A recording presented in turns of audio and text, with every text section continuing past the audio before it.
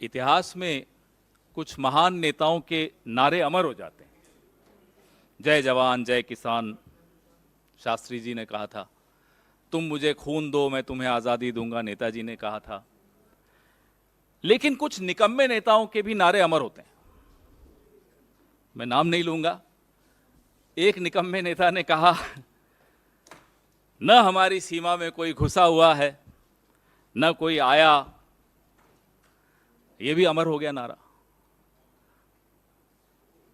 जब गलवान में चीनी सेना हमारी पोस्ट पर कब्जा करने आई, तब यह सफेद झूठ इस देश के सामने परोसा गया और यह अमर हो गया। लेकिन यह चीनी घुसपैठ सिर्फ बॉर्डर तक हो, वहीं तक सीमित रहे, ऐसा नहीं है। अब वो गुजरात तक पहुंच गई है। वो ऐसा राज्य जिसमें जहां से प्रधानमंत्री खुद आते हैं, जहां से गृह मंत्री खुद आते हैं, उस राज्य में चीन की घुसपैठ कैसे हुई है आप स्क्रीन पर देख पा रहे हैं। न केवल घुसपैठ हुई, ये व्यक्ति पाकिस्तान से सटे हुए 2 जिले बनासकांठा और पाटन, वहां बैठकर 9 दिन में 1400 करोड़ रुपए की चपत लगाकर गायब हो गया। देखिए लोगों की शिकायतें, 2022 की शिकायतें आपको स्क्रीन पर दिख रही हैं। जो इसके विक्टिम्स थे, जो शिकार थे इस स्कैम के, भोले भाले लोग, गुजरात के 1200 लोग इसके शिकार बने। और ये व्यक्ति,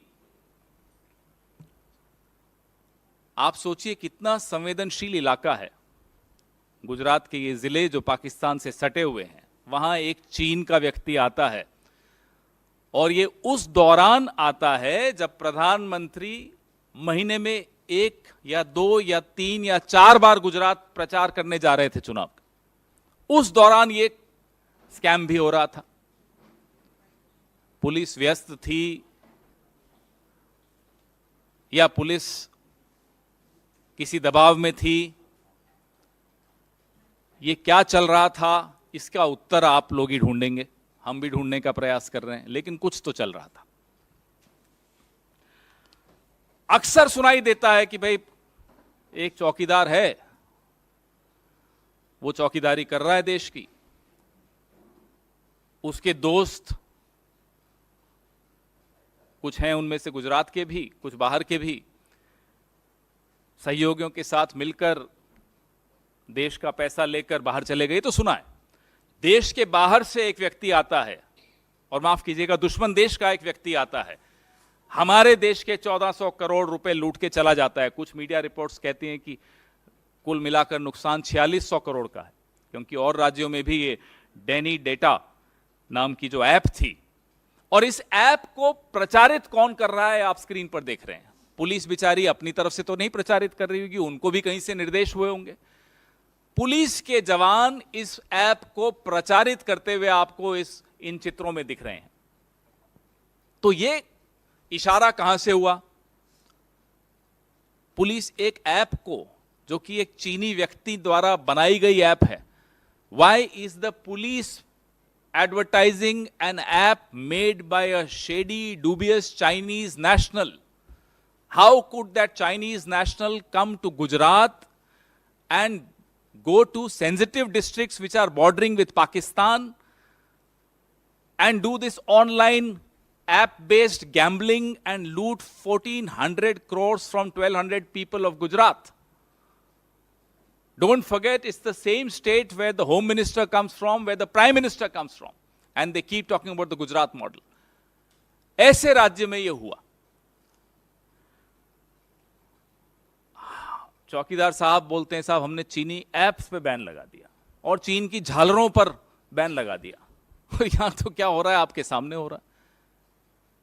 तो ये संभव नहीं है कि जिस साहेब की इशारे के बगैर पत्ता नहीं हिलता इस देश का, उनके आंगन में चीनी घुसकर आया, 9 दिन रहा, 1200 लोगों को शिकार बनाया, 1400 करोड़ रुपए लूट के चला गया। या तो जो कहता है मैं चौकीदार हूं वो चौकीदारी ठीक नहीं कर रहा, या फिर और ज्यादा गंभीर मामला है। हम तो बहुत सवाल पूछ चुके हैं साहब, चीन से आपका रिश्ता क्या है, हम तो बार बार पूछते हैं। जब आज से 20-21 साल पहले आपको कहीं का वीजा नहीं मिलता था तो चीन आपका बड़ा स्वागत करता था और आप बार बार चले भी जाते थे। तो ये रिश्ता क्या है? इस रिश्ते के चलते भारत को ना केवल सीमाओं पर नुकसान हो रहा है, आपने तो बड़ी बड़ी ढींगे हाँकी थी, गुजरात के लोगों को भी और देश के पूरे देश के लोगों को भी मूर्ख बनाया था कि साहब ढोलेरा में चीन के सहयोग से गिफ्ट सिटी बन रही है, वहां स्मार्ट सिटी बन रही है। स्मार्ट सिटी कहां बनी? स्मार्ट सिटी बनी अरुणाचल में, हमारे बॉर्डर के भीतर आके चाइना स्मार्ट सिटी बना के चला गया। तो उस वक्त आपने चीन के नाम से मूर्ख बनाया, और तो और गुजरात के करिकुलम में चीन की भाषा तक लाए आप। क्या चीन का प्रेम है साहब आपके साथ? चलिए, आपका प्रेम आपको मुबारक हो, देश को नुकसान कैसे होगा?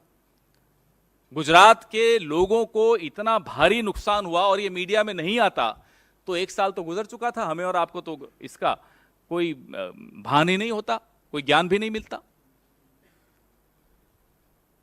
तो ये सवाल बहुत गंभीर हैं कि चीन से आपके रिश्ते कितने गहरे हैं और इतने गहरे क्यों हैं कि उसकी कीमत देश की सीमाओं पर भी हमें अदा करनी पड़ती है, गुजरात में के भीतर भी हमें उसकी सीमा, उसकी कीमत अदा करनी पड़ रही है। किस स्तर तक आपके ये रिश्ते हैं?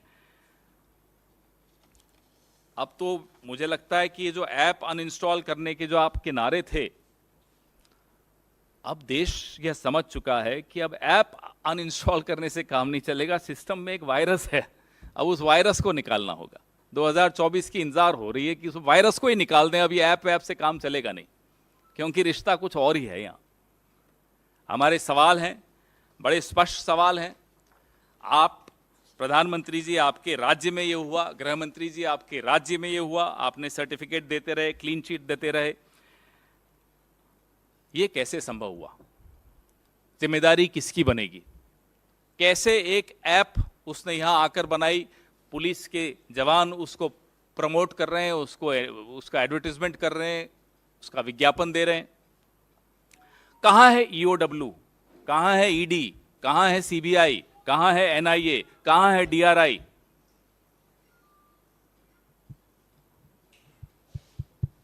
या सिर्फ ये तमाम एजेंसीज विपक्ष के लिए बनी हैं? जहां देश का नुकसान हो रहा हो, देशवासियों का नुकसान हो रहा हो, वेयर आर दीज एजेंसीज? और सरकार क्या, जो अपने आप को चौकीदार मानती है, ये ट्रैवल एजेंसी बन गई है स्कैमस्टर्स की? आइए साहब, आइए, लूट के चले जाइए। तो ये सरकार चल रही है या ट्रैवल एजेंसी चल रही है? और डैनी डेटा ऐप को प्रमोट क्यों किया गया, किसके इशारे से प्रमोट किया गया? इसका जवाब ये देश मांग रहा है। इस अभियान के पीछे, इस प्रचार अभियान के पीछे कौन था? खुद पुलिस तो मैं नहीं मानता कि अपनी तरफ से कुछ कर सकती है, बड़ा डिसिप्लिन्ड फोर्स होता है। ये उत्तर प्रदेश की पुलिस आपने देखी अभी टीवी पर, स्क्रीन पर। इस ऐप के पीछे कुछ शेल कंपनीज बनी, वो पैसा यूरोप गया, वो पैसा दुबई गया, यूक्रेन गया, जहां जहां गया, उस पूरा एक व्हाइट पेपर इस विषय में देश के सामने जारी करना चाहिए। देश को जवाब चाहिए। जो 1200 लोगों का 1400 करोड़ लुटा है, वो जवाब मांग रहे हैं। आपके सवाल अलग अलग रिपोर्ट्स हैं, कुछ जगह 2300 करोड़, कुछ जगह 4600 करोड़। तो मुझे लगता है एक श्वेत पत्र जब आएगा तो ये तमाम जानकारियां सबके सामने आएंगी, जिसमें गुजरात भी हो, उत्तर प्रदेश की पुलिस भी हो, सब जगह से इन्वेस्टिगेशन करके उसके बाद इन सवालों का उत्तर, इन सवालों का जवाब देश को मिलना चाहिए। पहले इस पे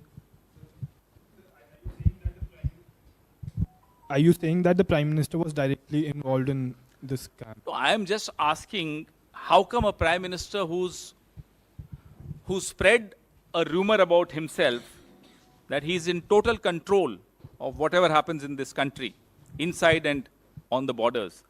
How is it possible that within his state, where he comes from, a scam of this nature took place and the man has not been apprehended, he is vanished? How is it possible? Either the Prime Minister's, the perception about the Prime Minister is wrong, or something is missing somewhere. We don't know. Sir, आपने आज ये बात उठाई है और आप ये कह रहे हैं ये सीमावर्ती डिस्ट्रिक्ट्स हैं, वहाँ पर ऐसा हुआ, तो एक तरीके से सिक्योरिटी का भी एक बड़ा पॉइंट ऑफ व्यू उसमें उठता है, क्योंकि इससे पहले आप लोगों ने प्रेस कॉन्फ्रेंस करी थी, एक बात उठाई थी, जम्मू कश्मीर में एक व्यक्ति पीएमओ का जो है लेटर लेकर और सारी चीज़ों से चल रहा था आगे, उसकी भी अब तक बात नहीं हो पाई। तो ये कितना सीरियस आप मानते हैं और किस तरीके की इन्वेस्टिगेशन इसमें होनी चाहिए? साहब, जो प्रचार होता है ना प्रधानमंत्री के विषय में, वो प्रचार अब तार तार हो गया, क्योंकि उसकी हकीकत अब सबके सामने आ गई।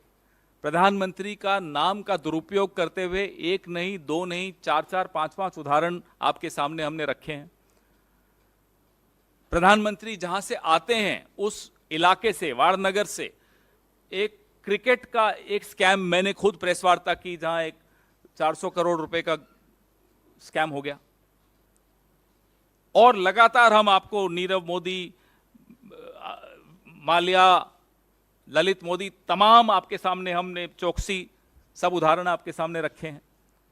और अब तो ये हद हो गई कि गुजरात में घुसकर आता है चीन का एक नागरिक, पाटन और बनासकांठा में बैठकर, सीमावर्ती जिलों में बैठकर इतना बड़ा स्कैम करके चला जाता है, न वो गिरफ्तार होता है, न सरकार इस पर कोई उत्तर देती है। ये तो मीडिया का धन्यवाद है कि कुछ आया सामने तो सबकी जानकारी में ये बात आई।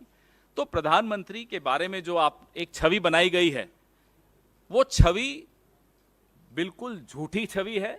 हकीकत यही है इस सरकार की और इस प्रधानमंत्री की कि या तो इन्हें ज्ञान नहीं है क्या हो रहा है इनकी अपनी सरकार में, इनकी अपनी नाक के नीचे, और या ज्ञान है फिर भी हो रहा है। दोनों ही केसेस में सवाल बहुत गंभीर उठते हैं। या तो आप नाकाबिल हो, या आप जानते हुए भी आंखें और कान और मुंह बंद रखे हो। देश तो कीमत अदा कर रहा है।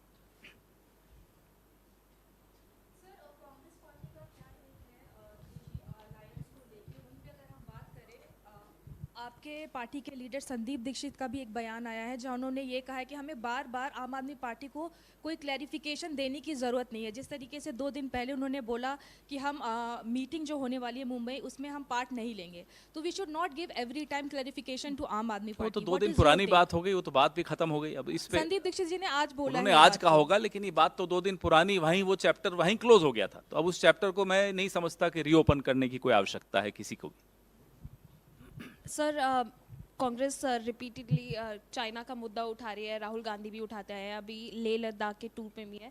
क्या राहुल गांधी उन एरियाज़ को विजिट करेंगे या उनके आसपास के एरियाज़ को विजिट करेंगे जहां पर आप लोग बोल रहे हैं कि चाइना जो है वो इंट्रूड कर रहा है हमारी टेरिटरी में? क्या उस एरिया में भी जाने का कोई प्लान है? जहां राहुल जी या किसी को भी जाने की अनुमति है वहां तो जाया ही जाता है, और उनका क्या कार्यक्रम है, किससे मिलेंगे, उन सब के बारे में विस्तृत जानकारी जब आपको देनी होगी ज़रूर देंगे हम लोग। लेकिन चीन एक गंभीर विषय है। चीन की जो बुरी नज़र है हमारी सीमाओं पर, उसका उत्तर हम देने में नाकामयाब रहे हैं as a country, as a government. इसमें किसी को कोई संशय नहीं है। बात की थी आपने लाल आंख दिखाने की, आपके अपने राज्य में घुसकर वो 1400 करोड़ का स्कैम करके निकल गए और आपको कुछ जानकारी नहीं थी, ये कैसे मान लें हम? तो सवाल बहुत गंभीर है चीन पर, और चीन से प्रधानमंत्री के जो रिश्ते हैं, वो रिश्ते भी बहुत बड़ा प्रश्न चिन्ह खड़ा करते हैं। सर, इंडिया जो अलायंस हुआ है, ये लोकसभा चुनाव 2024 के लिए हुआ है या फिर अपकमिंग जो 5 राज्यों में विधानसभा है उनके लिए भी है? और दूसरा सवाल है सर, कल एमपी और छत्तीसगढ़ की बीजेपी ने पहली लिस्ट जारी की है, ऐसा पहली बार हुआ है, पहले कांग्रेस अक्सर करती आ रही है, क्या कहेंगे इसको लेकर के? वो कितनी लिस्टें कितनी कभी भी निकाल दें, उससे क्या फर्क पड़ता है? हारने का तो दिन एक ही है ना, फिक्स्ड। रिजल्ट तो ऐसा नहीं ना कि पहले आ जाएगा उनके लिए। उनकी हार तो उसी दिन होगी जिस दिन हमारी जीत होगी, वो तारीख नहीं बदली जा सकती। पहला सवाल आपका बड़ा रोचक है इंडिया अलायंस आने वाले लोकसभा की लिए एक स्ट्रैटेजी बना रहे हैं कि किस तरह से इस सरकार को शिकस्त दें। बड़ा स्पष्ट है, बार बार ये दोहराया जा चुका है। पवन जी, एक सवाल ये है कि जो दो तीन चीज़ें आनी है। एक तो अन अकेडमी वाला एक मसला आया है, एक अशोका यूनिवर्सिटी को लेकर के भी आया, वहाँ के कुछ प्रोफेसर्स ने एक स्टेटमेंट जारी किया। ये जो शिक्षा जगत से जुड़ी हुई जो चीज़ें चल रही हैं, कुछ स्टेटमेंट्स को लेकर के, उसको आपकी पार्टी का क्या उस पर रुख है? देखिए किस साहब, तरीके से जहां आप तक देखते हैं? मैंने उस अध्यापक की बात सुनी, वीडियो देखा, तो उसने तो किसी का नाम नहीं लिया, उसने तो अनपढ़ नेता बोला। अब कोई पर्सनली ले लेता है तो उसमें तो कोई क्या कर सकता है। उनको क्यों लगा उन्हीं के बारे में बात हो रही है? इन्हें तो नहीं लगा, हमें तो नहीं लगा, कांग्रेस में से तो किसी को नहीं लगा। भाजपा को क्यों लगा कि उन्हीं के नेता की बात हो रही है? और शिक्षा से, शिक्षण जगत से ऐसा क्या दुश्मनी है इनकी कि जब से सरकार में आए हैं साहेब, यूनिवर्सिटीज के पीछे पड़े हुए हैं। वो उस्मानिया यूनिवर्सिटी हो, जवाहरलाल नेहरू विश्वविद्यालय हो, अलीगढ़ मुस्लिम यूनिवर्सिटी हो, अशोका यूनिवर्सिटी हो, प्राइवेट एकेडमीज हो, जहां देखो यूनिवर्सिटीज पे इनको जैसे विशेष दुश्मनी है कि जहां ज्ञान हो। अब या तो साहब आप हर विश्वविद्यालय का नाम बदल के व्हाट्सएप विश्वविद्यालय रख लो, फिर देखो कैसे रिश्ता इनका ठीक होता है विश्वविद्यालय से। इनको लगता है ज्ञान का एकमात्र स्रोत है, there is only one source of knowledge and wisdom which is WhatsApp. तो जब कोई व्हाट्सएप से इतना प्रभावित हो तो जाहिर सी बात है उसको विश्वविद्यालयों से और ज्ञान के इन मंदिरों से दुश्मनी होगी।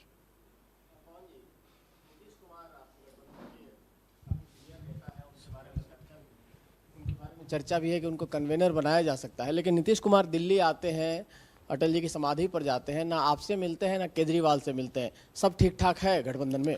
आप क्यों चाहते हैं कि हम भी अपनी राजनीति उतनी ही संकुचित कर दें, अपनी मानसिकता उतनी ही छोटी कर दें जो हमारे विरोधियों की है? कि साहब नेहरू जी से दुश्मनी लेके बैठे हुए हैं साहब, बताइए।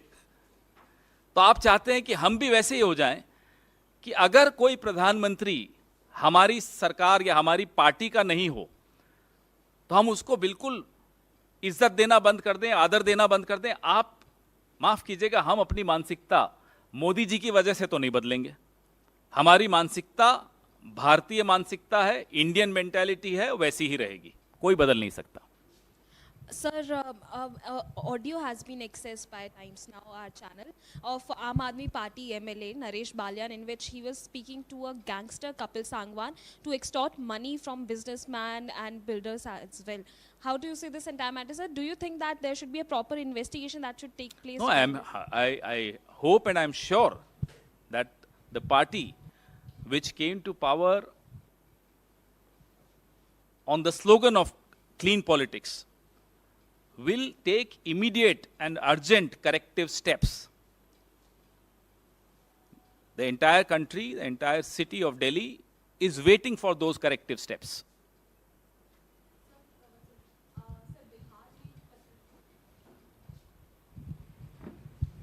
सर, बिहार के अररिया में एक पत्रकार की गोली मारकर हत्या कर दी, और कल ही मुख्यमंत्री नीतीश कुमार का एक बयान आया था जिसमें उन्होंने कहा था कि अपराध कम हो रहा है। अब बीजेपी इस पर ये कह रही है कि जंगल राज को जनता राज बताया जा रहा है बिहार में, और लगातार इससे कुछ दिन पहले एक पुलिसकर्मी की भी हत्या की गई थी। लगातार जो बढ़ते हुए अपराध हैं, इस पर क्या कहना है सर? कांग्रेस पार्टी की तरफ से श्रद्धांजलि दैनिक जागरण के उस पत्रकार को जिसकी आज हत्या हुई अररिया में। सरकार सजग है, इसमें कोई शक की बात नहीं है। अपराधियों की गिरफ्तारी तुरंत होगी, हमें पूरी उम्मीद है, और इस तरह के अपराधों पर लगाम करने की जो प्रयास है सरकार के, वो कामयाब होंगे, इसकी भी हमें पूरी उम्मीद है।